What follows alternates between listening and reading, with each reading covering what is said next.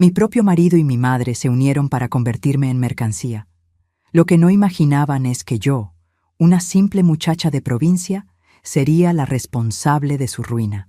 Buenas tardes, mis queridos. Aquí está la abuelita Andreita con mis 68 años bien vividos, hablando directamente desde mi terraza en Ciudad de México, Distrito Federal. Hoy el cielo está nublado, pero mi corazón está ligero por poder compartir con ustedes una historia que quedó guardada en el fondo de mi alma por más de 4 décadas. Una historia de traición, dolor, pero también de superación. Antes de comenzar este difícil viaje, quería pedirles un favorcito del corazón. Suscríbanse aquí al canal de la abuelita. Den ese like que no cuesta nada y dejen en los comentarios desde qué rinconcito de México me están viendo. Esto ayuda mucho a la abuelita a seguir contando sus historias y quizás ayudar a otras personas que están pasando por momentos difíciles como yo pasé. Vamos a regresar a 1973, cuando yo tenía apenas 20 años. Ciudad de México ya era una gran ciudad, pero el barrio Coyoacán donde yo vivía todavía tenía un airecito de provincia. Todos se conocían, los niños jugaban en la calle y los chismes corrían más rápido que agua de lluvia en bajada. En aquella época yo vivía con mis padres en una casa sencilla pero acogedora. Mi padre, don Antonio, era un hombre trabajador, chofer de autobús, respetado por todos en el barrio. Ya mi madre, doña Irene, era costurera, hacía ropa a medida para las señoras de la ciudad. Teníamos una vida modesta, pero nunca nos faltó nada, principalmente amor y respeto. Mi padre era mi héroe, mi puerto seguro. Cuando yo era pequeña, me llevaba en hombros por el mercado dominical.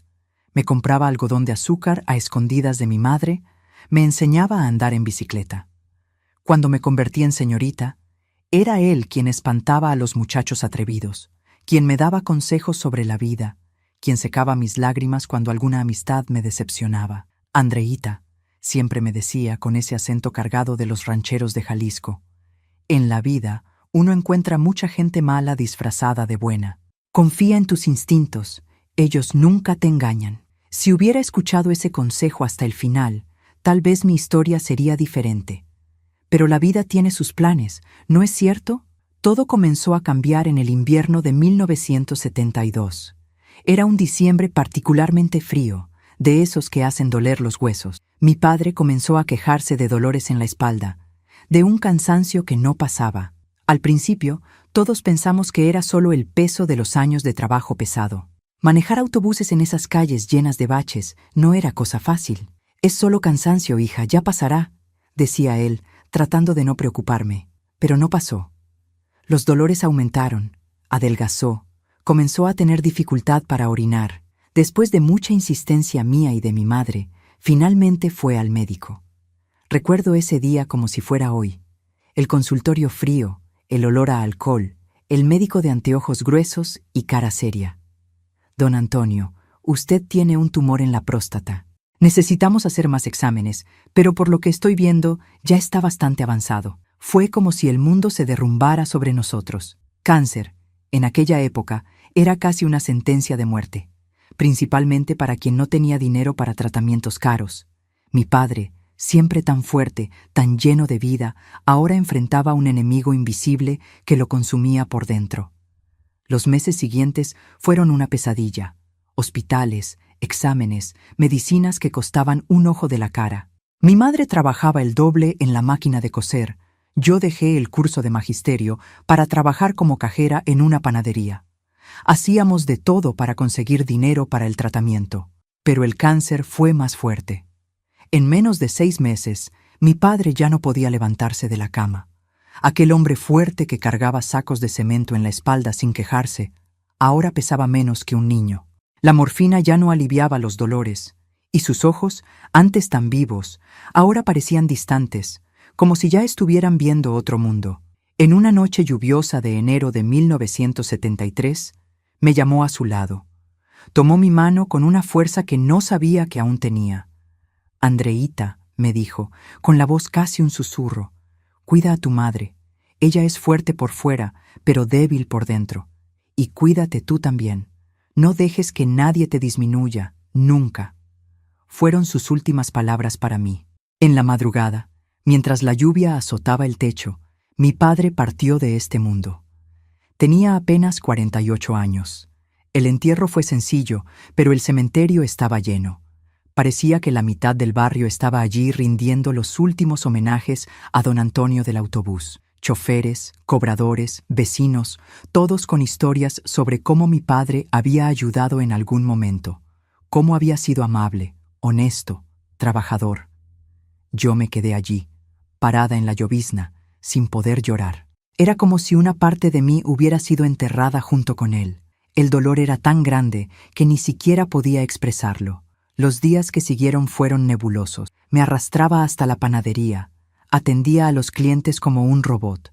Volvía a casa y encontraba a mi madre sentada en el sillón de mi padre, mirando a la nada.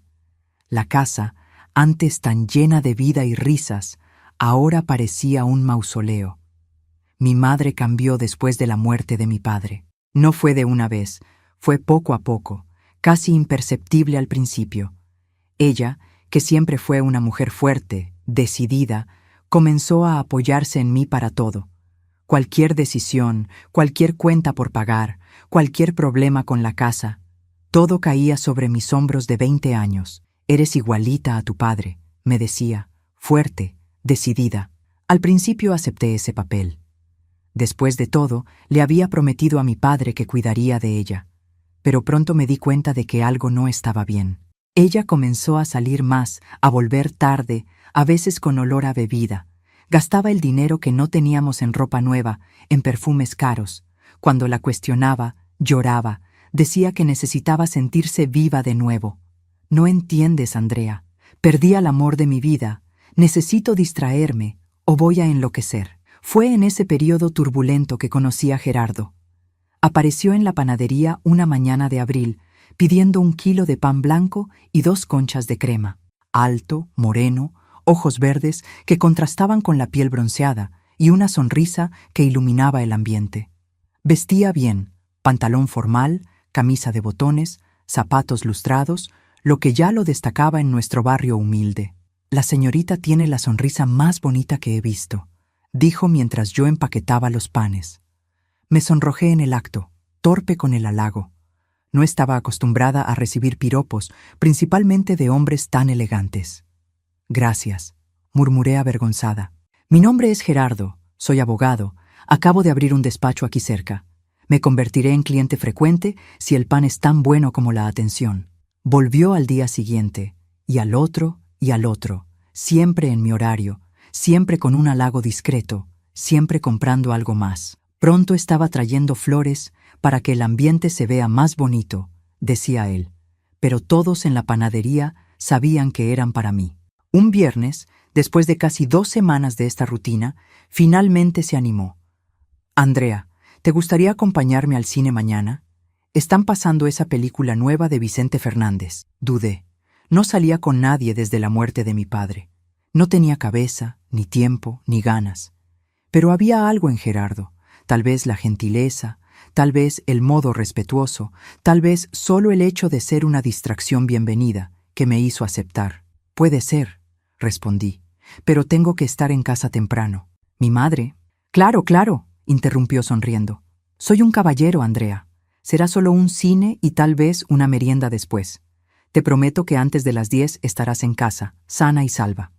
Y así comenzó nuestra primera cita.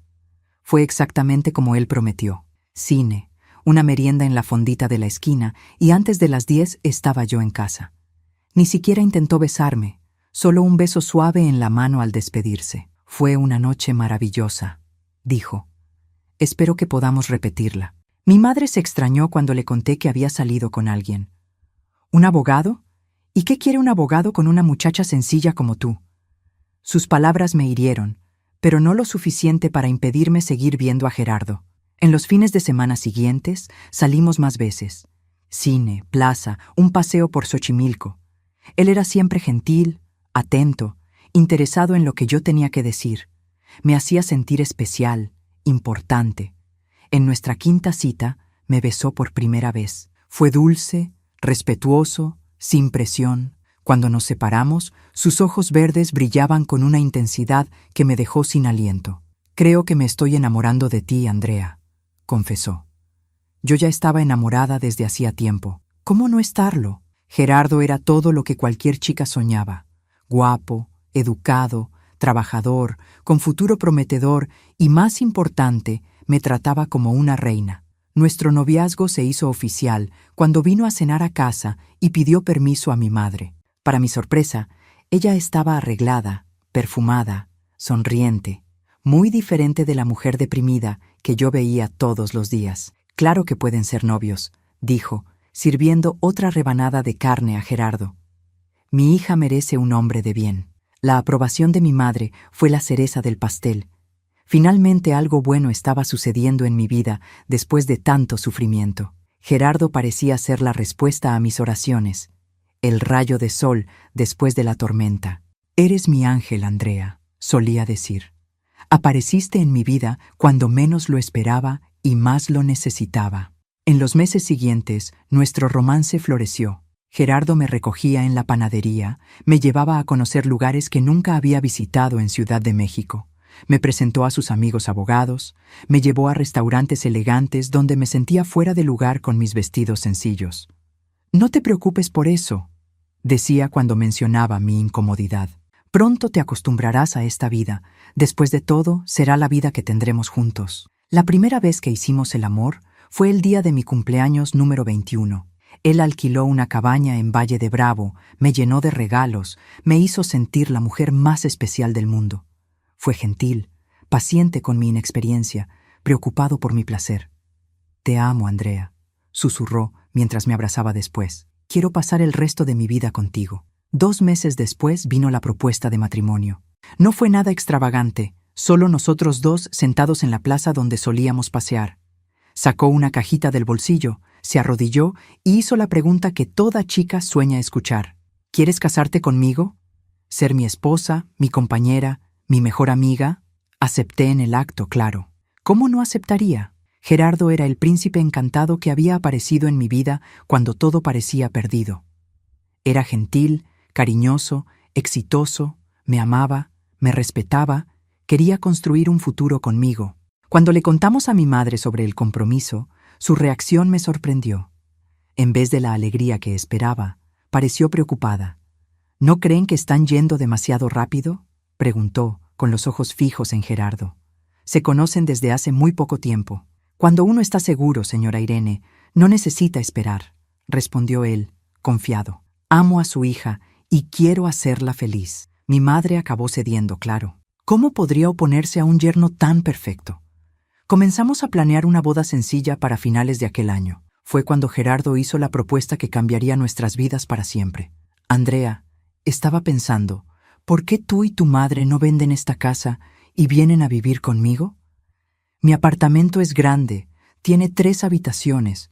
Tu madre no necesitaría quedarse sola. Ahorraríamos con su renta. La idea me tomó por sorpresa.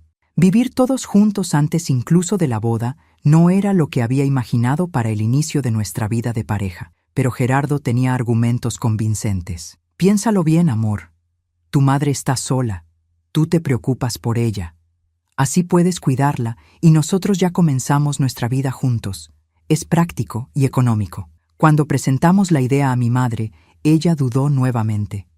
No sé, hija, no quiero estorbar al inicio de la vida de ustedes. ¿Qué va, suegra?, intervino Gerardo con su encanto habitual. Usted nunca va a estorbar.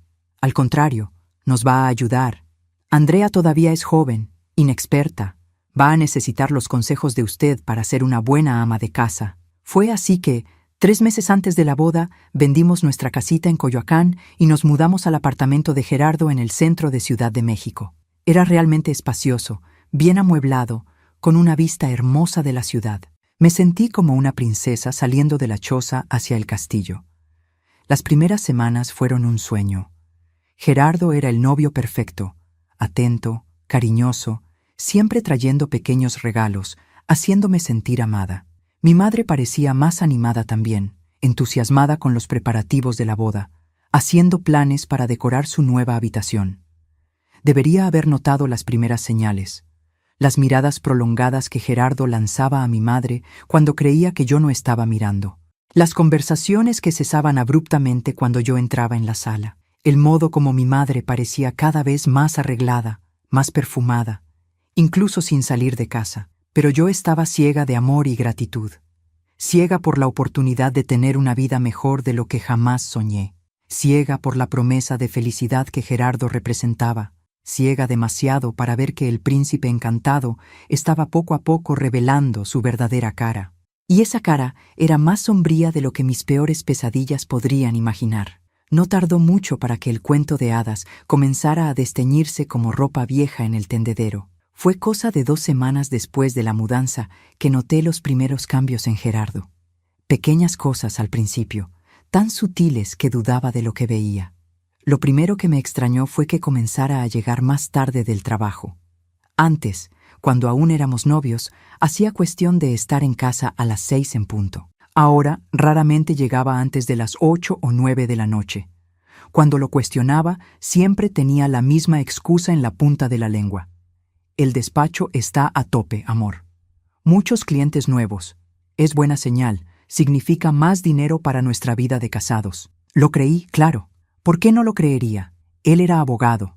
La gente necesitaba abogados a toda hora. Y además, Gerardo nunca me había dado motivos para desconfiar. La segunda cosa extraña fue el cambio en nuestra intimidad. Antes tan cariñoso, tan presente, ahora siempre tenía una excusa para no tocarme. Estoy cansado. Mañana necesito despertar temprano. Tengo dolor de cabeza. Justificaciones que sonaban vacías, pero que yo tragaba con una sonrisa forzada, diciendo que entendía. Es normal. Me consolaba hablando sola en el espejo del baño. Toda pareja pasa por fases así, pero lo más perturbador fue cuando comenzó a dormir en la sala. Empezó con una noche, después 2, pronto se volvió rutina. La excusa era siempre la misma. Ronco mucho, amor.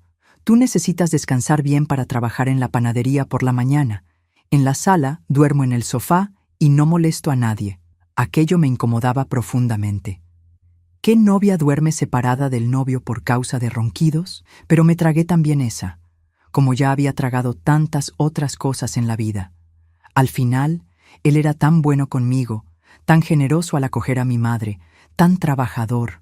¿Quién era yo para quejarme de pequeños detalles? Mientras tanto, mi madre parecía florecer en aquel apartamento. Ella, que después de la muerte de mi padre se había convertido en una sombra triste, ahora tarareaba por la casa. Se hacía peinados elaborados, usaba la ropa más bonita que cosía.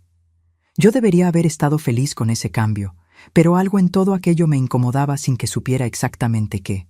Tu madre está tan animada con la boda, comentó Gerardo una noche durante la cena. Creo que está feliz de verte bien encaminada. Aquello tuvo sentido en la época. ¿Qué madre no estaría feliz viendo a su hija a punto de casarse con un hombre de bien? Ignoré esa vocecita en el fondo de mi cabeza que decía que había algo más sucediendo bien debajo de mis narices. Fue un miércoles de septiembre, faltando apenas 2 meses para nuestra boda, que la primera pieza del rompecabezas cayó en su lugar. Había salido más temprano de la panadería con dolor de cabeza y volví al apartamento sin avisar a nadie. La idea era acostarme un poco, tomar un té y mejorar antes de que Gerardo llegara del trabajo. Cuando abrí la puerta, oí risas viniendo de la cocina, risas de mi madre, más joviales y ligeras de lo que había escuchado en años. Me fui acercando silenciosamente, curiosa, cuando oí una voz masculina que reconocí inmediatamente. Gerardo. Me congelé en el pasillo sin entender. Eran las 2 de la tarde. ¿Qué diablos estaba haciendo Gerardo en casa a esa hora? Él debería estar en el despacho, trabajando en esos casos que lo mantenían ocupado hasta tarde por la noche. Ella no sospecha nada, oí decir a mi madre, en voz baja pero audible. Andrea siempre fue ingenua como el padre, respondió Gerardo, y los dos se echaron a reír. En ese momento sentí como si el suelo se hubiera abierto bajo mis pies. Retrocedí silenciosamente hasta la puerta y salí sin ser notada, el corazón latiendo tan fuerte que pensé que iba a desmayarme allí mismo en el pasillo. Caminé sin rumbo por las calles de Ciudad de México, tratando de procesar lo que acababa de descubrir. Gerardo estaba mintiendo sobre trabajar hasta tarde. Él y mi madre estaban teniendo conversaciones a mis espaldas, riéndose de mí, llamándome ingenua y, peor, comparándome con mi padre como si eso fuera algo malo, algo digno de burla. Volví a casa horas después, cuando ya había oscurecido. Encontré a los dos en la sala viendo televisión como si nada hubiera pasado. ¿Dónde estabas?, preguntó Gerardo, aparentando preocupación. Llamé a la panadería y dijeron que habías salido más temprano. Fui a dar una vuelta, respondí secamente. Necesitaba despejarme. Aquella noche, acostada sola en la cama que debería compartir con mi futuro marido, lloré silenciosamente hasta quedarme dormida. Aún no sabía exactamente qué estaba pasando, pero mi corazón ya sabía que era algo terrible. En los días que siguieron, comencé a prestar más atención. Las miradas cómplices entre ellos, el modo como parecían estar siempre cuchicheando cuando yo no estaba cerca. Las excusas cada vez más frecuentes de Gerardo para no pasar tiempo conmigo. Tengo que resolver unos detalles de la boda, decía, saliendo de casa los fines de semana. Voy a ayudarlo, completaba mi madre, tomando su bolso y siguiéndolo. Volvían horas después, siempre con historias vagas sobre haber visto salones, degustado pasteles, elegido invitaciones, pero nunca traían muestras, nunca pedían mi opinión. Era como si la boda estuviera sucediendo entre ellos, no entre Gerardo y yo. Una noche, mientras lavaba los platos de la cena, oí un ruido extraño viniendo de la habitación de mi madre. Silenciosamente me acerqué a la puerta entreabierta y vi algo que jamás conseguiré borrar de la memoria. Gerardo, mi novio, mi futuro marido, en brazos de mi propia madre. No grité, no armé escándalo.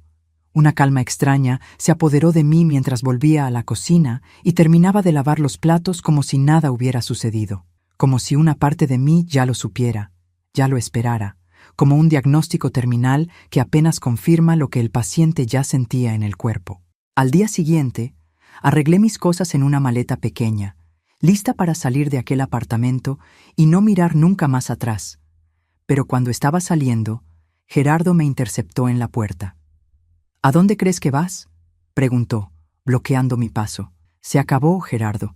Los vi anoche a los dos. Esperaba negación, tal vez ira o vergüenza. Lo que no esperaba era la sonrisa cínica que se formó en su rostro. ¿Y qué? ¿Qué vas a hacer? ¿A dónde vas a ir? No tienes más casa, no tienes dinero, no tienes nada ni a nadie. Sus palabras me golpearon como una bofetada. Tenía razón. Habíamos vendido nuestra casa. El dinero de la venta había ido a una cuenta conjunta que él controlaba, supuestamente para los gastos de la boda. Yo trabajaba en una panadería ganando una miseria. No tenía a dónde ir.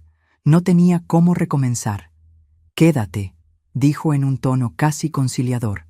«La boda sigue en pie. Nos necesitamos, Andrea». «¿Cómo así? ¿Después de lo que hiciste con mi madre?» Él se rió, una risa fría que me heló la espina dorsal. «Tu madre y yo tenemos un acuerdo. Ella tiene sus necesidades, yo tengo las mías. Pero necesito una esposa presentable, alguien para llevar a eventos, para dar respetabilidad a mi nombre. Tú eres perfecta para eso». Me quedé paralizada, incapaz de procesar lo que estaba oyendo. Gerardo continuó, acercándose como una serpiente a punto de atacar. «Piénsalo bien, Andrea. Un techo sobre tu cabeza, comida en la mesa, ropa bonita, una vida cómoda. Todo lo que necesitas hacer es quedarte calladita y hacer el papel de esposa dedicada en público. ¿Y en privado? ¿En privado tendré que fingir que no sé que duermes con mi madre? En privado cada uno sigue su vida. Yo tengo la mía, tú puedes tener la tuya, siempre que seas discreta. Muchos matrimonios funcionan así. Aquello no era un matrimonio, era un acuerdo comercial, una transacción donde yo vendería mi dignidad a cambio de confort material. Pero yo estaba acorralada, sin opciones, sin salida. «Necesito pensar», conseguí decir finalmente. «Piensa», respondió, apartándose de la puerta. «Pero no te demores mucho, la oferta tiene plazo de validez». Aquella noche me encerré en la habitación y lloré hasta no tener más lágrimas. Lloré por el amor que pensé haber encontrado, por la traición doble que sufrí, por la memoria de mi padre que parecía cada vez más distante, y lloré principalmente por mí misma, por la muchacha ingenua que creyó en un cuento de hadas y acabó en una historia de terror. A la mañana siguiente, Gerardo salió temprano para el trabajo, o al menos eso dijo. Mi madre, que normalmente evitaba quedarse sola conmigo desde que me mudé al apartamento, tocó la puerta de mi habitación. ¿Podemos hablar?, preguntó, con una voz tan diferente de la madre amorosa que conocí en la infancia. La dejé entrar más por curiosidad que por deseo de reconciliación. Se sentó en el borde de la cama, las manos inquietas en el regazo, evitando mi mirada. Gerardo me contó que ya sabes, comenzó. Sé que ustedes dos están durmiendo juntos a mis espaldas. Sí, lo sé. Ella no lo negó. No pidió disculpas, solo asintió como si confirmara un hecho banal, como el tiempo nublado allá afuera. ¿Él te ofreció un acuerdo? Sí, un acuerdo asqueroso donde finjo ser su esposa, mientras ustedes dos siguen haciendo lo que hacen.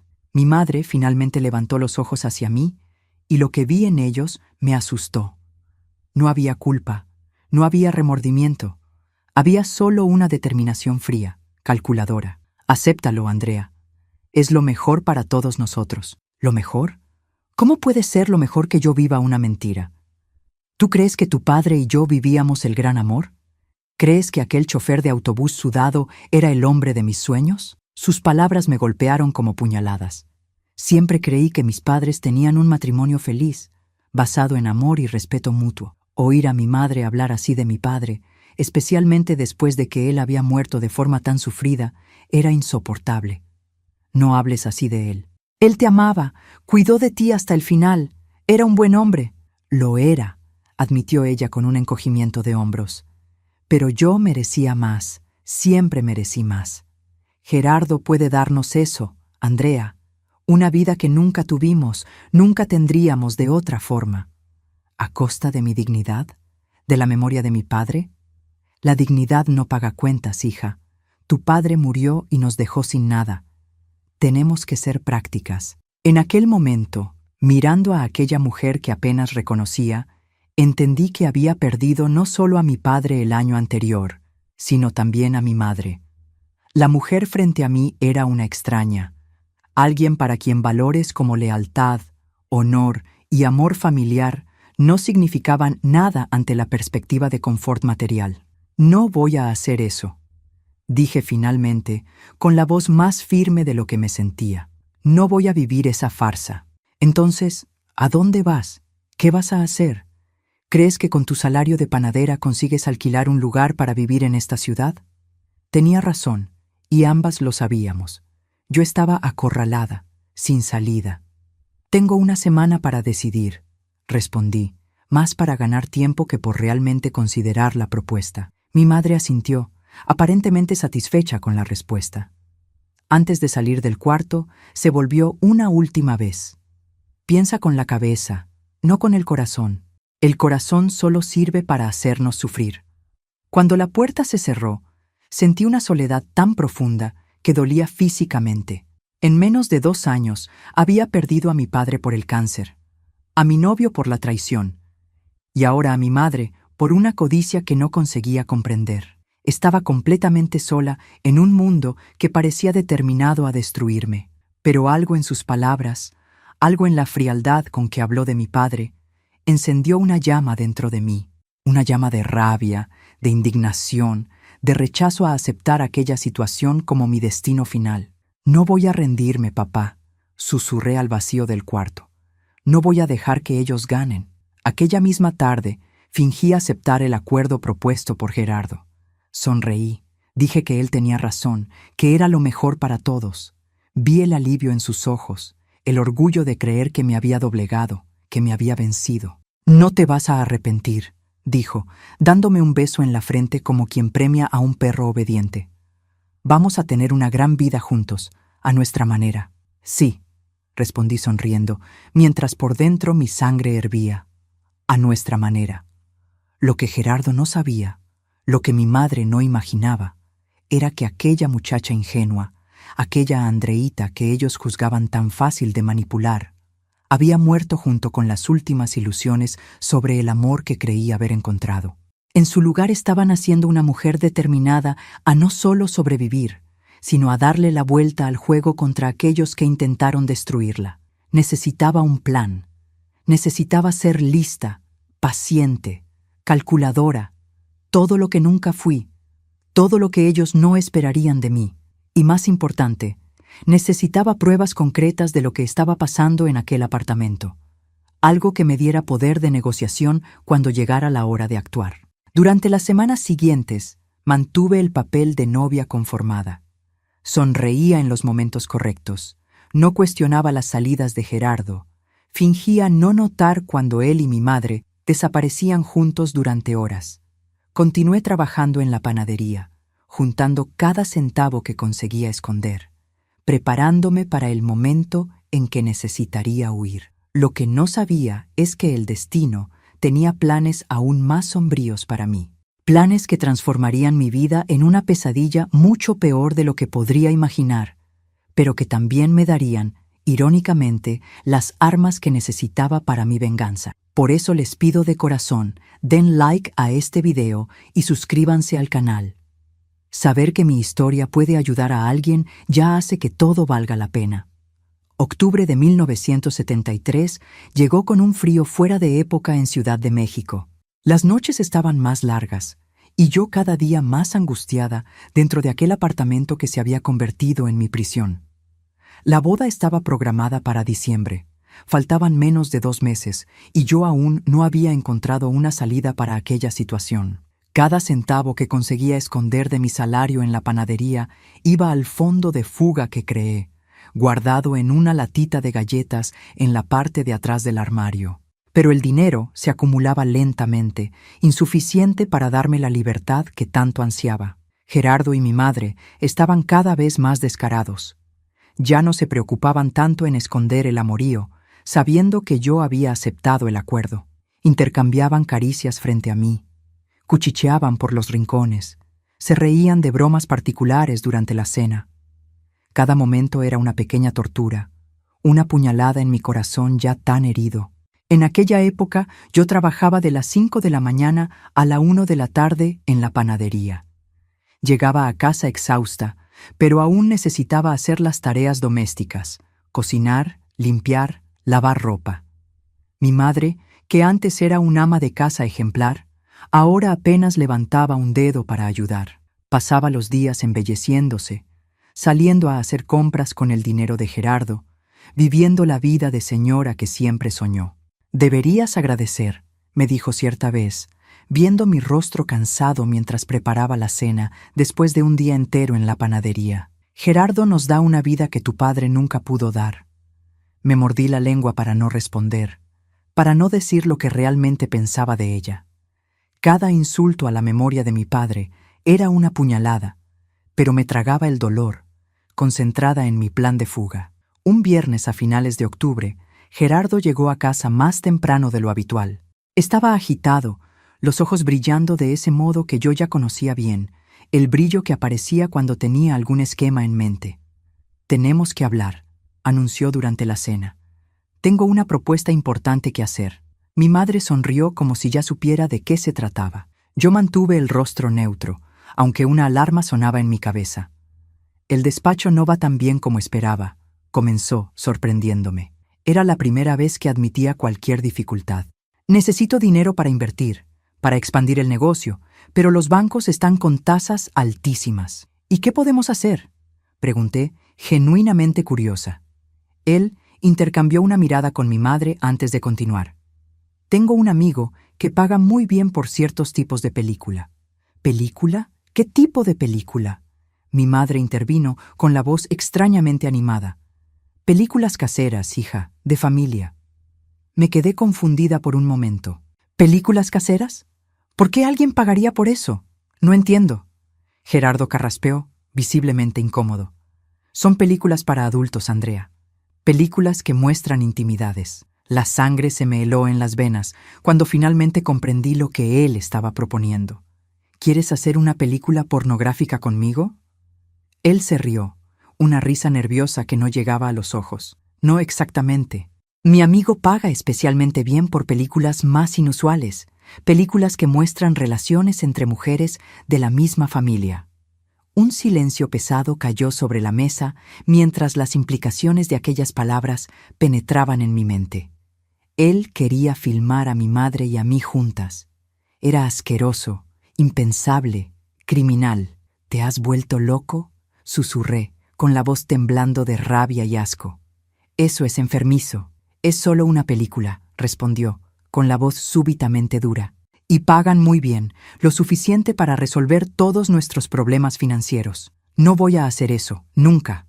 Me levanté de la mesa, lista para correr a mi habitación, pero Gerardo agarró mi muñeca con fuerza sorprendente.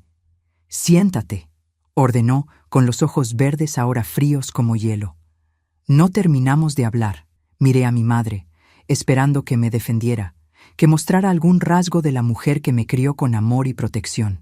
En vez de eso, ella solo desvió la mirada, jugando con la comida en el plato. «No tienes opción, Andrea», continuó Gerardo, aún sujetando mi muñeca con fuerza. «La casa donde creciste fue vendida. El dinero está conmigo. No tienes a dónde ir, no tienes cómo mantenerte sola, o haces lo que estoy pidiendo o vas a la calle. Prefiero la calle a esta degradación», grité, tratando de soltarme. Él apretó más fuerte, haciéndome gemir de dolor. «No seas dramática. Es solo una película, 1 hora como máximo. Nadie que conozcas la va a ver. Y después de eso tendremos dinero suficiente para vivir bien, para realizar todos nuestros sueños». «¿Qué sueños, Gerardo? Dijiste que me amabas, que querías construir una familia conmigo». Algo se oscureció en su mirada. Una sombra que me hizo retroceder instintivamente. «El amor es un lujo de quien no tiene cuentas que pagar, Andrea. En el mundo real, uno hace lo que necesita ser hecho para sobrevivir». Conseguí finalmente soltarme y corrí a mi habitación, cerrando la puerta con llave. Me apoyé en ella, el corazón latiendo tan fuerte que parecía querer saltar del pecho. Ellos habían enloquecido completamente. Lo que Gerardo estaba proponiendo era criminal, inmoral, repugnante. Y mi propia madre parecía dispuesta a participar. Estuve horas allí, sentada en el suelo, la espalda apoyada en la puerta, pensando en todas mis opciones. Podía huir aquella misma noche con el poco dinero que había juntado. ¿Pero a dónde iría? ¿Cómo sobreviviría? El invierno estaba llegando. Las noches se estaban poniendo más frías. Sin empleo garantizado, sin techo, podría acabar en una situación aún peor. Pensé en ir a la policía, denunciar a Gerardo por lo que estaba proponiendo. Pero sería mi palabra contra la de él, un abogado respetado contra una simple cajera de panadería.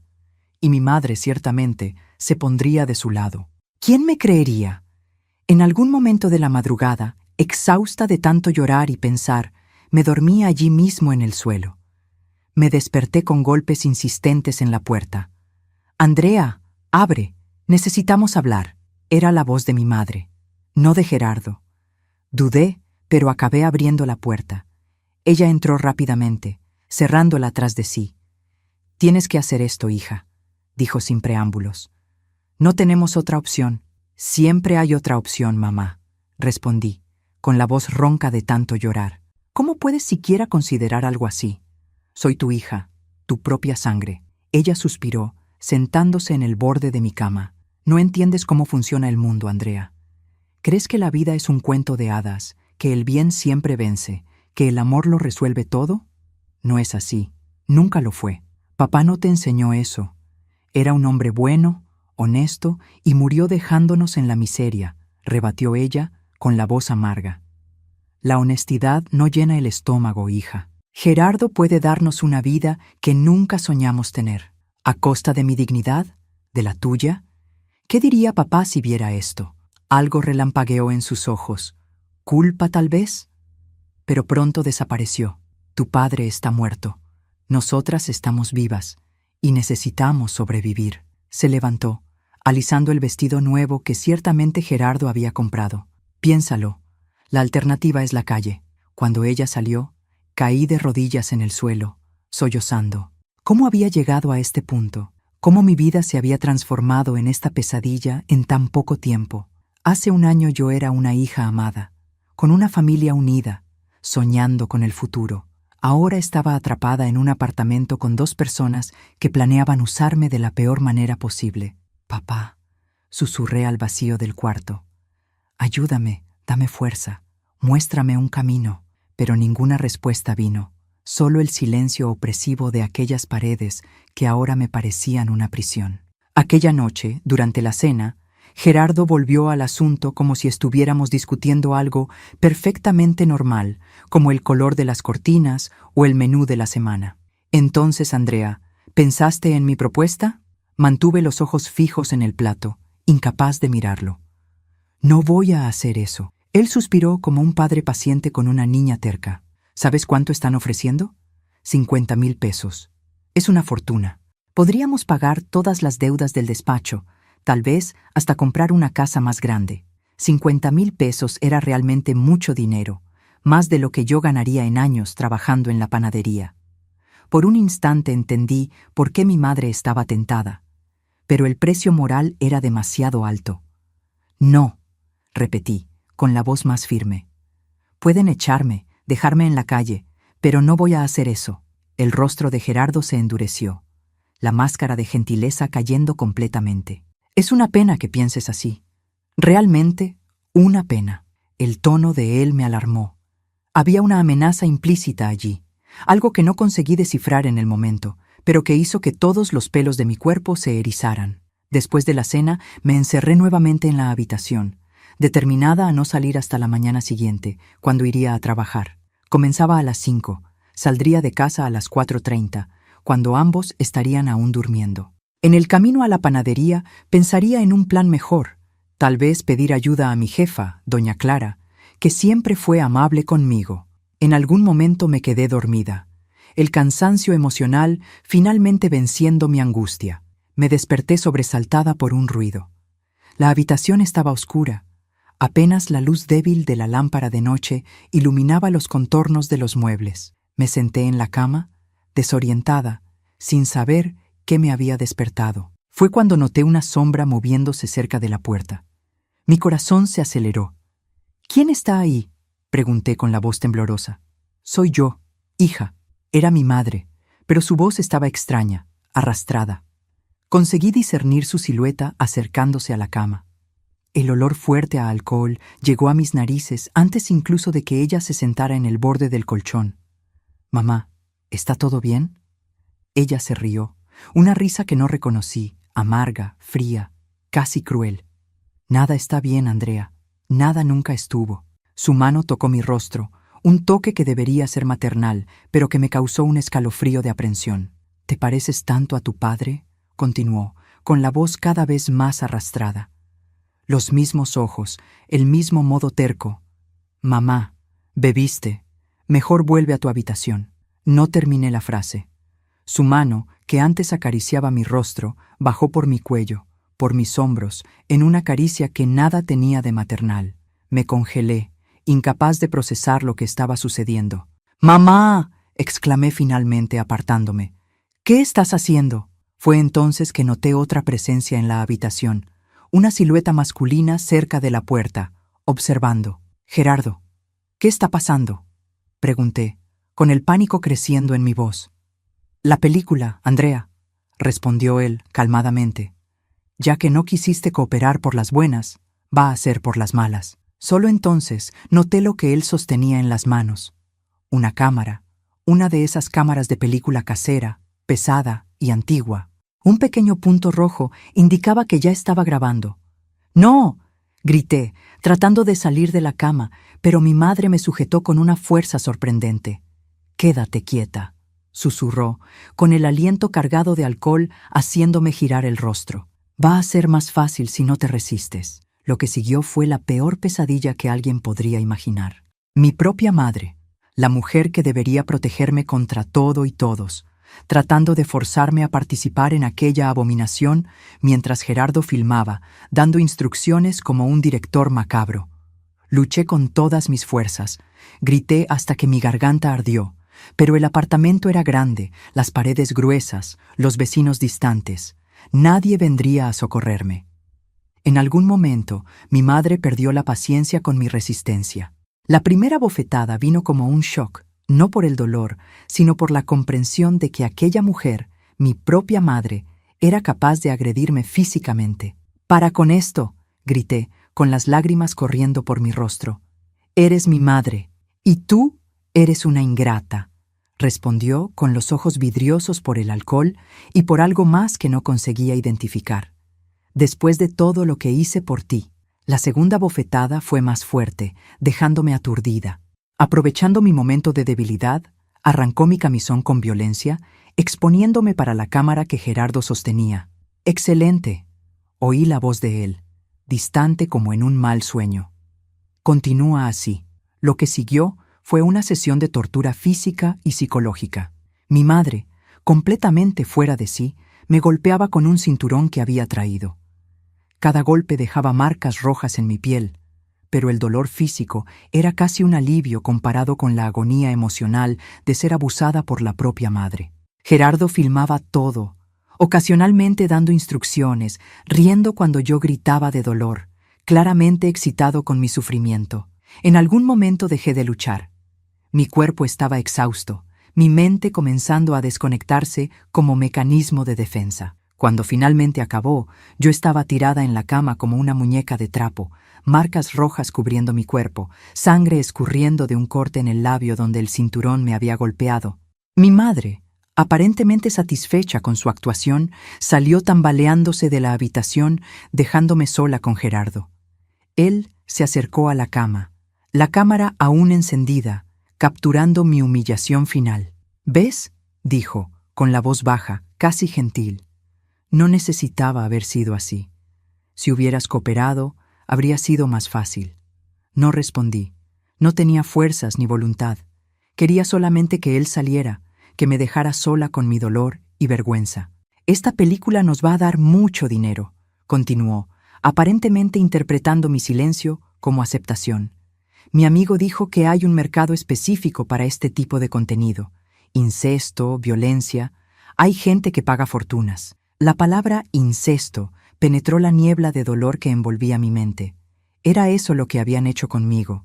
Era así como llamarían al abuso que sufrí. «Descansa», dijo finalmente, apagando la cámara. «Mañana no necesitas ir a trabajar. Di que estás enferma». Cuando la puerta se cerró tras él, me quedé inmóvil en la cama, mirando al techo, las lágrimas secándose en mi rostro. Algo se había roto dentro de mí aquella noche. No solo mi confianza en las personas, mi fe en el amor familiar. Algo más profundo, más esencial.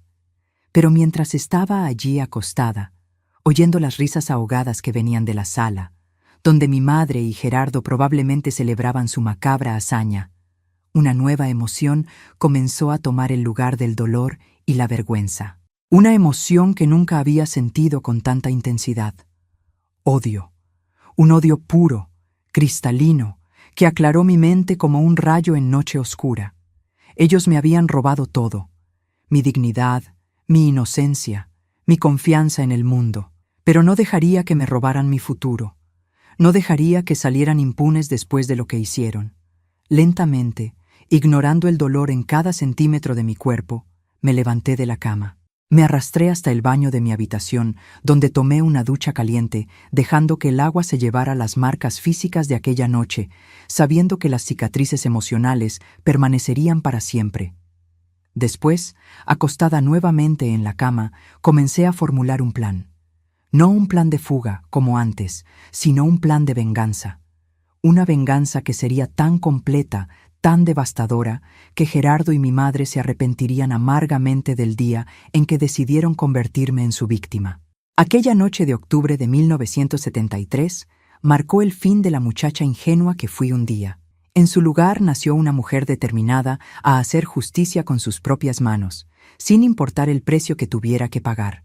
El sol aún no había salido cuando abrí los ojos a la mañana siguiente. Todo mi cuerpo dolía. Cada movimiento era un recordatorio brutal de la noche anterior. Me levanté despacio, tratando de no hacer ruido. El apartamento estaba en silencio. Gerardo y mi madre probablemente aún dormían, exhaustos después de la borrachera y la violencia que practicaron contra mí. Tomé el pequeño espejo de mano y examiné los daños. Mi labio estaba cortado e hinchado. Marcas rojas, algunas ya moradas, cubrían mis brazos, espalda y piernas. Tenía un corte en la ceja que no recordaba cómo había ocurrido. Pero lo peor eran los ojos. Mis ojos estaban diferentes, como si algo fundamental hubiera sido alterado para siempre en ellos. «Hoy se acaba», susurré a mi reflejo. «De un modo u otro». Me vestí con cuidado, poniéndome una blusa de manga larga para esconder las marcas en los brazos. En la cocina preparé café como si fuera un día normal, tratando de hacer el mínimo ruido.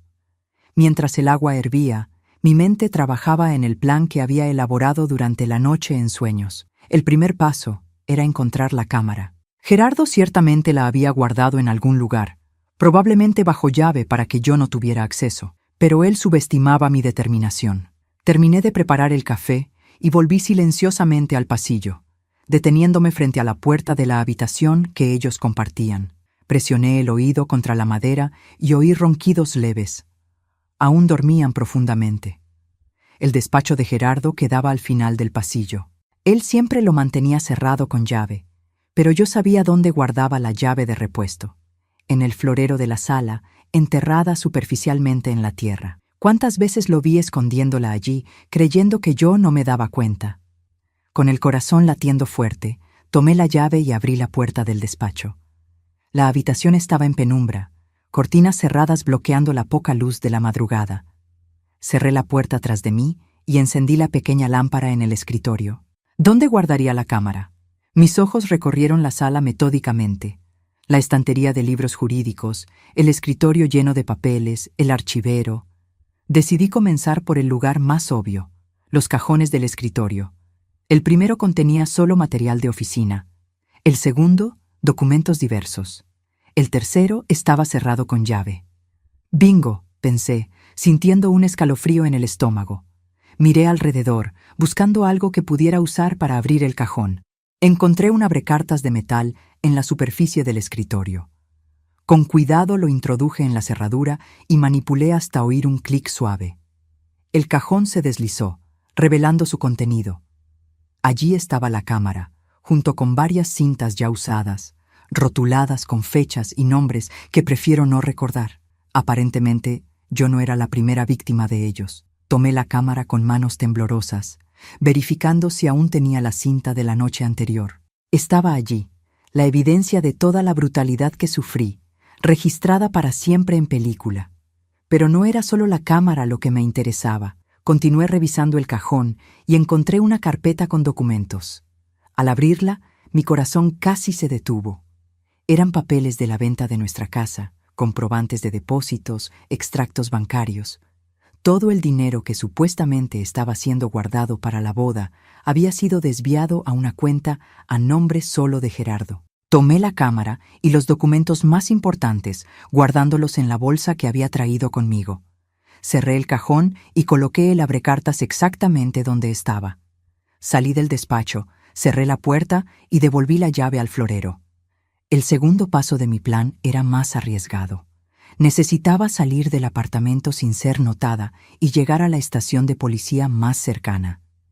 El problema es que no estaba segura si conseguiría volver antes de que ellos despertaran. Si notaban mi ausencia y se daban cuenta de que la cámara había desaparecido, yo estaría en grave peligro. Decidí arriesgarme. Tomé mi abrigo, la bolsa con las pruebas, y salí silenciosamente del apartamento. El reloj de la sala marcaba las 5:15 de la mañana. Las calles de Ciudad de México aún estaban desiertas. El aire frío de finales de octubre cortaba mi rostro. Caminé apresuradamente, ignorando el dolor que aún sentía por todo el cuerpo. La estación de policía más cercana quedaba a unos 15 cuadras.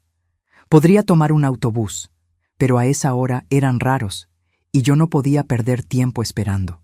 Mientras caminaba, ensayaba mentalmente lo que diría, cómo explicaría lo inimaginable, cómo pondría en palabras el horror que viví. ¿Y si no me creían?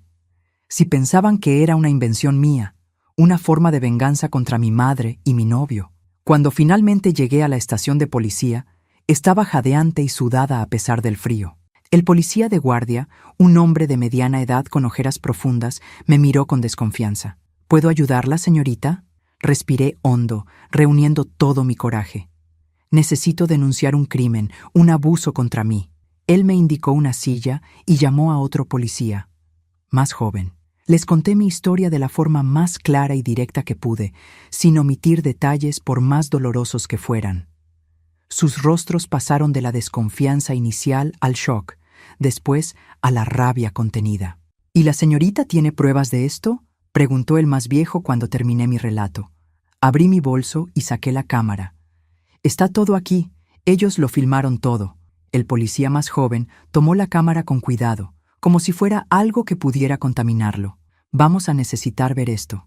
Lo sé, respondí con la voz entrecortada, pero no quiero estar presente cuando lo vean. Ellos estuvieron de acuerdo y me llevaron a una sala separada, donde una policía femenina fue llamada para registrar formalmente mi denuncia y fotografiar mis lesiones. Mientras tanto, los dos policías fueron a ver la cinta en la sala de al lado. 20 minutos después, el policía más viejo volvió, el rostro pálido, los ojos duros como piedras. «Señorita», dijo con la voz controlada, «vamos a arrestar a estas personas inmediatamente». ¿La señorita quisiera acompañarnos o prefiere quedarse aquí en la estación? Una parte de mí quería ver la cara de ellos cuando la policía llegara. Quería presenciar el momento en que se dieran cuenta de que su juego había terminado. Pero otra parte, más sensata, sabía que sería demasiado traumático. «Prefiero quedarme aquí», respondí. «Entiendo. Vamos a enviar una patrulla ahora mismo. ¿Hay alguien más en el apartamento además de ellos dos?» «No, solo ellos». «Excelente. Quédese tranquila, señorita. Ellos no van a lastimar a nadie más». Me senté en una silla dura en la estación, tomando el café aguado que la policía me ofreció, esperando noticias. El tiempo parecía arrastrarse. Cada minuto duraba una eternidad. Imaginaba 1000 escenarios.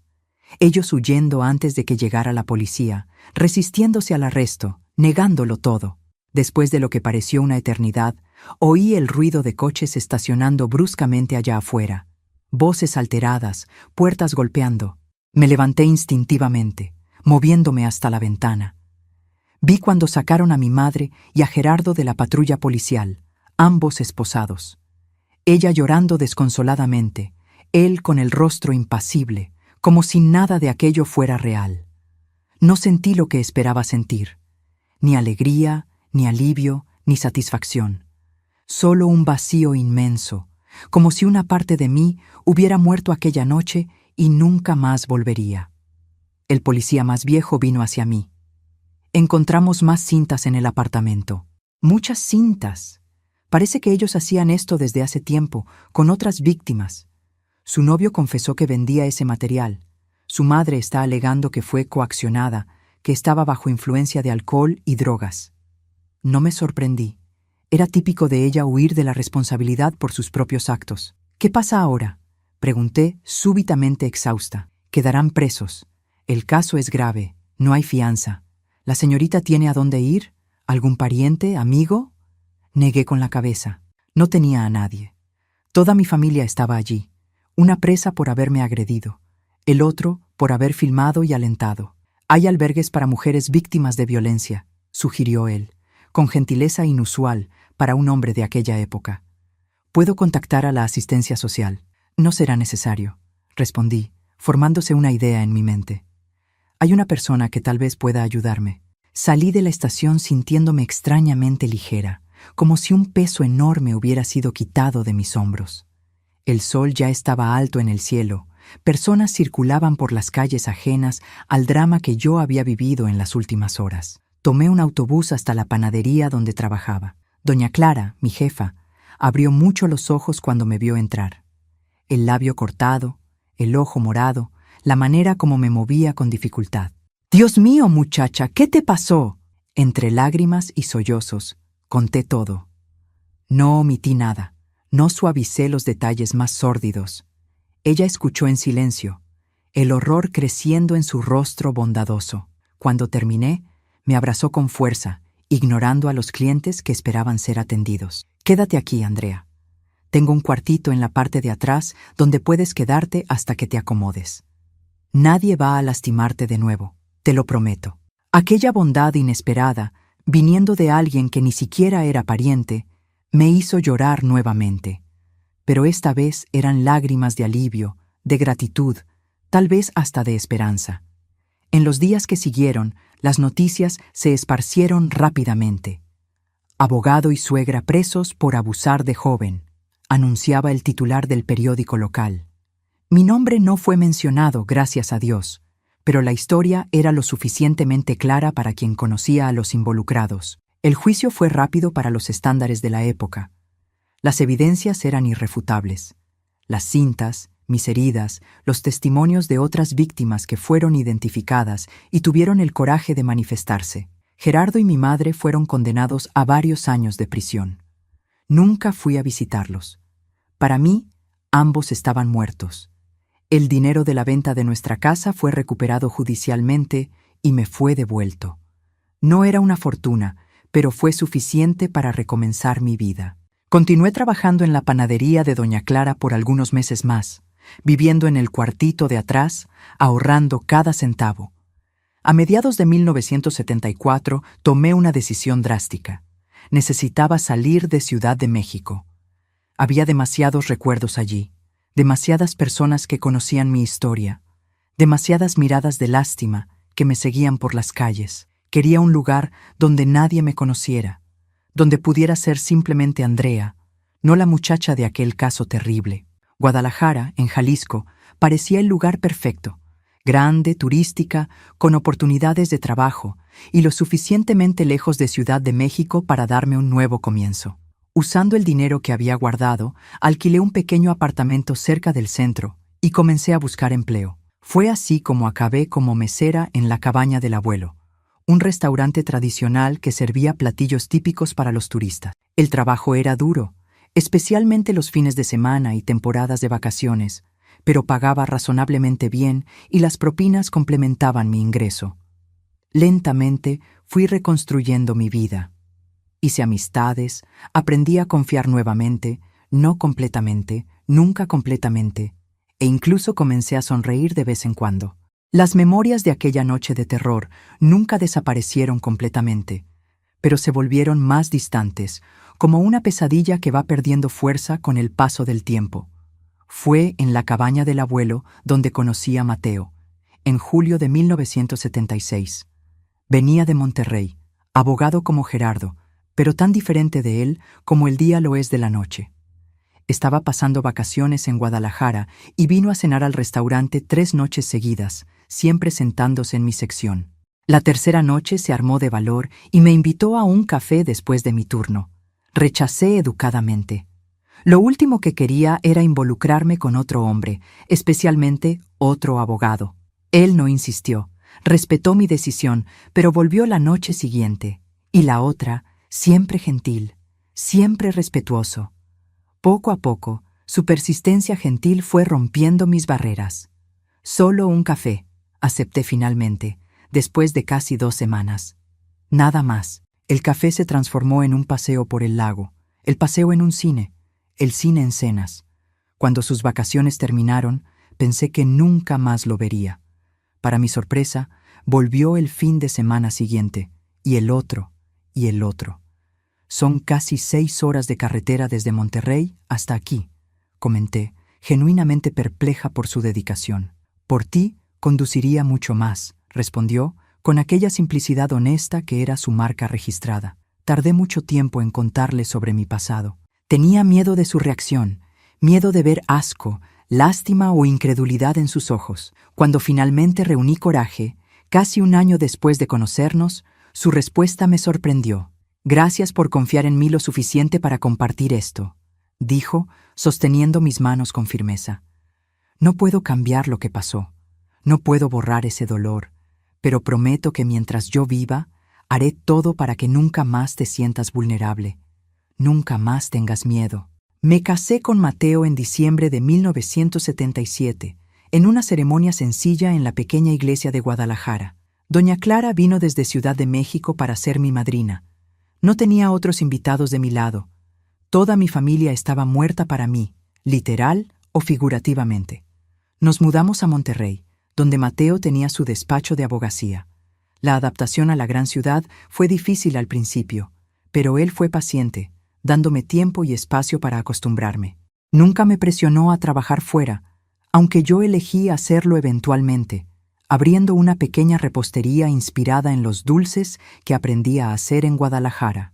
Nuestro primer hijo, Antonio, nacido en 1979, recibió el nombre de mi padre. Le siguieron 3 más: Pablo, Renata y Luis. Crié a mis hijos con el amor y la protección que no recibí en la fase final de mi infancia. Nunca levanté la mano contra ellos, nunca usé palabras duras, nunca los hice sentir menos que las personas extraordinarias que son. Mateo fue el compañero que nunca soñé que podría tener. Paciente en los momentos en que las pesadillas volvían. Comprensivo cuando ciertos detonantes me hacían retraerme dentro de mí misma. Firme cuando necesité fuerza para continuar. Nuestro matrimonio no fue perfecto. ¿Qué matrimonio lo es? Pero fue construido sobre cimientos sólidos de respeto, honestidad y amor genuino. Nunca más tuve contacto con mi madre o con Gerardo. Supe por casualidad que ella murió en prisión en 1983, de neumonía. No sentí nada. Ni rabia, ni tristeza, ni alivio. Era como oír sobre la muerte de una extraña. En cuanto a Gerardo, no sé ni si aún vive. No importa. Él ya no tiene poder sobre mí, sobre mi vida, sobre mi capacidad de ser feliz. La cicatriz de aquella noche de octubre nunca desapareció completamente. Hay momentos, incluso ahora, tantas décadas después, en que un olor, un sonido, una imagen me transportan brevemente de vuelta a aquella habitación oscura. Pero aprendí a convivir con esos recuerdos sin dejar que definan quién soy. Soy Andrea. Soy esposa, madre, abuela. Soy sobreviviente. Y cada día que despierto al lado del hombre que me enseñó a confiar nuevamente, cada sonrisa de mis hijos y nietos, cada pequeña alegría de la vida cotidiana, venzo nuevamente aquella noche terrible. La venganza más dulce no fue ver a mis agresores tras las rejas. Fue construir una vida plena, feliz y significativa, a pesar de lo que ellos intentaron quitarme. Fue probar, principalmente a mí misma, que el mal puede dejar cicatrices, pero no necesita envenenar el futuro. Y esa, mis queridos, es la mayor victoria que alguien puede conquistar. El tiempo es el Señor de todas las cosas, mis queridos. Él cura, transforma, suaviza los bordes más ásperos de nuestro dolor. Claro que algunas heridas son tan profundas que nunca cicatrizan completamente. Apenas aprendemos a vivir con ellas como viejas compañeras de jornada. Monterrey me acogió como una madre que nunca tuve de verdad. La ciudad grande, ruidosa y caótica, se convirtió en mi refugio, mi recomienzo. Nadie allí conocía mi pasado. Nadie me miraba con esa mezcla de lástima y curiosidad morbosa que tanto me incomodaba en Ciudad de México. Era solo Andrea, la esposa del licenciado Mateo, después la madre de Antonio, de Pablo, de Renata y de Luis. En los primeros años, confieso que vivía en constante estado de alerta. Cada hombre de traje que se parecía vagamente a Gerardo me hacía congelarme en medio de la calle. Cada noticia sobre criminales saliendo de la cárcel me dejaba despierta por la noche, imaginando si él vendría tras de mí. Mateo percibió ese miedo sin que yo necesitara verbalizarlo, y se aseguró de verificar periódicamente el estatus legal de Gerardo, garantizándome que continuaba preso, lejos de nosotros. Él nunca más va a lastimarte, repetía Mateo siempre que yo despertaba gritando después de una pesadilla. Estoy aquí, siempre voy a estar. Y así fue, siempre a mi lado. En las consultas con la psicóloga que finalmente comencé a frecuentar en 1980, después de que las pesadillas se volvieron tan intensas que afectaban mi capacidad para cuidar del pequeño Antonio. Siempre apoyándome cuando decidí abrir mi repostería, aunque eso significara menos tiempo en casa. Siempre respetando mis límites en la intimidad, entendiendo que había días en que simplemente no soportaba ser tocada, ni siquiera por él. La terapia fue un punto de inflexión en mi vida. La doctora Elena, una señora de mediana edad con ojos gentiles y voz firme, me ayudó a procesar el trauma de una forma que nunca imaginé posible. Lo que te pasó fue terrible, Andrea, me dijo en la primera sesión, pero no es quien eres. Es algo que te ocurrió, no algo que te define. Me llevó años realmente interiorizar estas palabras, separar a la Andrea del evento traumático, entender que yo no era la muchacha que fue abusada por su madre y su novio, sino Andrea, mujer, esposa, madre, repostera, persona completa con sueños, deseos, talentos y defectos como cualquier otra. La repostería Dulce Recomienzo abrió sus puertas en 1983, en un pequeño local alquilado en el barrio de San Pedro.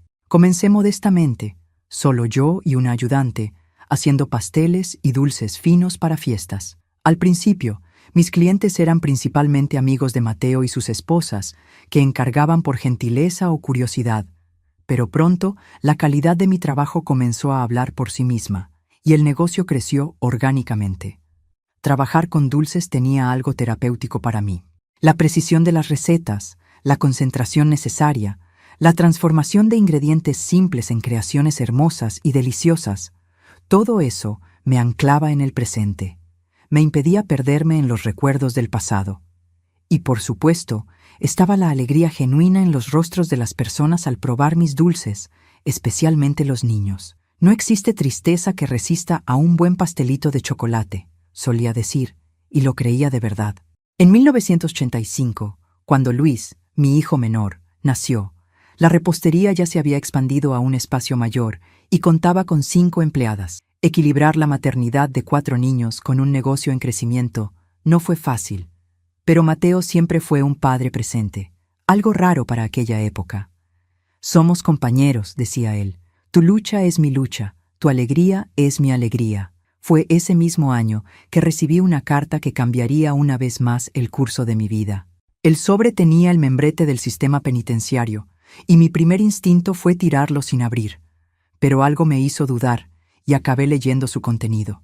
Era una notificación oficial. Gerardo había muerto en prisión, víctima de un ataque cardíaco. No sentí alegría, ni venganza satisfecha, ni siquiera alivio inmediato. Lo que sentí fue más como el cierre de un capítulo, la conclusión de una historia que ya no tenía poder sobre mí. Mostré la carta a Mateo y a la doctora Elena en mi siguiente sesión de terapia. «¿Qué quieres hacer con esta información?», preguntó la doctora Elena, siempre directa. «Nada», respondí tras pensar un momento. «Él ya no tiene lugar en mi vida desde hace mucho tiempo». Y era verdad. En algún momento, entre criar a mis hijos, desarrollar mi negocio y construir una vida plena con Mateo, Gerardo se había convertido apenas en un fantasma distante, sin sustancia, sin poder. La década de 1990 llegó trayendo cambios para nuestra familia. Antonio, mi primogénito, entró a la Facultad de Derecho, siguiendo los pasos de su padre. Pablo eligió ingeniería, Renata medicina, y Luis, siempre el artista de la familia, optó por arquitectura. Verlos crecer fuertes, seguros, buscando sus propios caminos, era mi mayor alegría y también mi mayor victoria sobre el pasado. «Criaste hijos maravillosos», comentó mi suegra, doña Concepción, durante la fiesta de graduación de Antonio en 1997. «Los criamos», corregí, mirando con cariño a Mateo. «Cada logro de ellos tiene un poco de nosotros dos». La repostería que comenzó tan pequeña se transformó en una cadena con 3 locales esparcidos por Monterrey. Nunca quise expandir demasiado, prefiriendo mantener el control de calidad y el toque personal que siempre fueron nuestra marca registrada. Aún probaba personalmente cada nueva receta. Aún hacía cuestión de conocer a cada empleado por su nombre. Aún me emocionaba cuando los clientes volvían para decir que nuestros dulces habían hecho sus momentos especiales aún más memorables. En el año 2000, a los 48 años, me convertí en abuela por primera vez. María, hija de Antonio y su esposa Carla, nació en una mañana soleada de abril. Sostener aquel paquetito de 3 kilos en los brazos, sentir su olor a bebé, ver en sus ojitos curiosos el futuro desplegándose, fue una emoción indescriptible. «Abuelita», susurré, probando el título en voz alta por primera vez. «Abuelita Andrea». Cómo sonaba diferente de la abuelita Irene que mi madre nunca llegó a ser. Cómo cargaba otro peso, otro significado, otra promesa. Me prometí a mí misma en aquel momento que sería para María, y para todos los nietos que vinieran después, lo opuesto de lo que mi madre fue para mí. Sería puerto seguro, no amenaza. Sería amor incondicional, no manipulación. Sería protección, no peligro. En los años siguientes, nuestra familia continuó creciendo. Más nietos llegaron: Juan, Beatriz, Lucas, Sofía, Pedro y Gustavo, cada uno trayendo su propia luz, su propio sabor a nuestra vida. Mateo y yo nos deleitábamos en mimarlos, en verlos crecer, en participar de sus vidas de una forma que nuestros trabajos no siempre permitieron con nuestros propios hijos. En 2010, con 58 años, decidí alejarme gradualmente de la administración diaria de la repostería. Renata, que había sorprendido a todos abandonando la medicina en el tercer año para estudiar gastronomía, tomó las riendas del negocio con competencia y pasión. «Aprendí de la mejor», decía ella, llenándome de orgullo. Mateo también comenzó a reducir su carga de trabajo en el despacho de abogacía, pasando más casos a Antonio, que se había convertido en su socio. Comenzamos a viajar más, conociendo lugares que siempre soñamos visitar: París, Roma, Lisboa, Nueva York. Cada viaje era una aventura, una celebración de la libertad que conquistamos, de la vida que construimos juntos. Fue durante nuestro viaje a España, en 2012, que Mateo tuvo la primera advertencia. Un malestar súbito durante un paseo en Sevilla, una opresión en el pecho que intentó disimular, pero que me alarmó inmediatamente. Volvimos a toda prisa a México, directo a una batería de exámenes. El diagnóstico vino como un puñetazo en el estómago. Enfermedad arterial coronaria avanzada. Necesitaría una cirugía de bypass cuanto antes. «No te preocupes», intentó calmarme, viendo el terror en mis ojos. «Ya enfrentamos cosas peores juntos». La cirugía fue un éxito, gracias a Dios, pero la recuperación fue larga y difícil. Por primera vez en nuestro matrimonio, los papeles se invirtieron completamente. Ahora era yo quien necesitaba ser la roca, el puerto seguro, la fuerza inquebrantable. Cuidé de él con todo el amor y la dedicación que él siempre me dio. Aprendí sobre medicamentos, dietas especiales, ejercicios recomendados. Transformé nuestra casa para facilitar su recuperación. Estuve a su lado en cada consulta, cada examen, cada pequeña victoria en el camino de la rehabilitación. «Eres mi ángel guardián», decía, sosteniendo mi mano durante las sesiones de fisioterapia. «Solo estoy devolviendo», respondía yo, sabiendo que nunca podría devolver completamente todo lo que él hizo por mí. Mateo se recuperó, pero nunca volvió a ser el mismo. Quedó más frágil, más contemplativo, más consciente de la finitud de la vida. Decidimos que era hora de aprovechar al máximo cada momento que teníamos juntos. Vendimos nuestra gran casa en San Pedro, donde criamos a nuestros hijos, y compramos un apartamento más pequeño, más fácil de mantener. Pasamos a dividir nuestro tiempo entre Monterrey y una pequeña finca en Villa de Santiago, donde plantábamos nuestras propias verduras y frutas, recibíamos a los nietos los fines de semana y contemplábamos atardeceres que quitaban el aliento. En 2017, celebramos bodas de Rubí, 40 años de matrimonio. La fiesta, organizada por nuestros hijos, reunió a familia, amigos, exempleados, personas que cruzaron nuestro camino a lo largo de las décadas. Fue una celebración no solo de nuestro amor, sino de la vida que construimos juntos, de los obstáculos que superamos, de la familia que creamos. «Si pudiera volver en el tiempo», me dijo Mateo durante nuestro baile, «me casaría contigo 1000 veces más». Mirándolo a él, a las arrugas que enmarcaban sus ojos gentiles, al cabello ahora completamente blanco, a la sonrisa que aún hacía acelerar mi corazón, supe que yo diría lo mismo. A pesar de todo, a pesar del comienzo traumático de mi vida adulta, acabé teniendo más suerte en el amor de lo que jamás imaginé merecer. Fue en 2020, al inicio de la pandemia, que perdí a Mateo. No por el virus que acechaba al mundo, sino por un segundo ataque cardíaco fulminante. Esta vez estábamos en la finca, plantando fresas que él nunca vería crecer, cuando simplemente se desplomó a mi lado, sin aviso, sin oportunidad de despedida. El dolor de la pérdida fue abrumador, diferente de cualquier otro que hubiera experimentado antes. No era el dolor agudo de la traición, ni el horror del abuso, ni el vacío del rechazo. Era un dolor de amputación, como si la mitad de mí hubiera sido arrancada de repente, dejando un espacio que nada jamás llenaría. El aislamiento de la pandemia hizo el duelo aún más difícil. No pude tener el velorio que Mateo merecía. No pude ser abrazada por todos los que lo amaron. No pude sentir el consuelo de la presencia física de mi familia extendida. Solo un funeral pequeño, apresurado, con cubrebocas escondiendo las lágrimas, distanciamiento social impidiendo el consuelo del contacto. Pero incluso en el dolor más profundo, incluso en la ausencia más aguda, encontré fuerza en la vida que construimos juntos, en los hijos que criamos, en los nietos que adorábamos, en el legado de amor y respeto que Mateo dejó. Hoy, a los 68 años, miro hacia atrás y veo una vida que, a pesar del comienzo traumático, fue rica en amor, en propósito, en significado. La muchacha asustada de Ciudad de México se transformó en una mujer fuerte, en una esposa amada, en una madre y abuela dedicada, en una empresaria exitosa. El dolor del pasado nunca desapareció completamente. Algunas heridas son demasiado profundas para cicatrizar totalmente.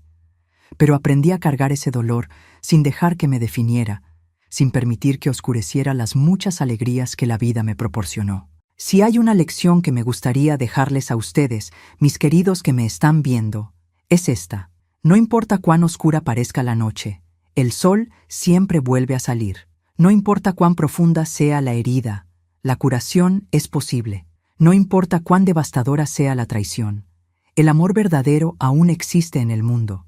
Cada uno de ustedes tiene su propia historia, sus propios dolores, sus propios desafíos. Tal vez algunos estén pasando por momentos tan difíciles como los que enfrenté.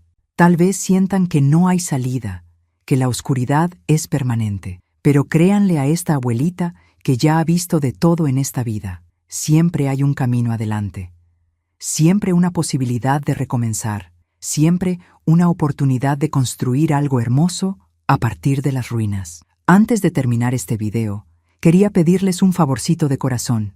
Si mi historia les tocó de alguna forma, si les trajo algún consuelo, alguna esperanza, den like y suscríbanse al canal.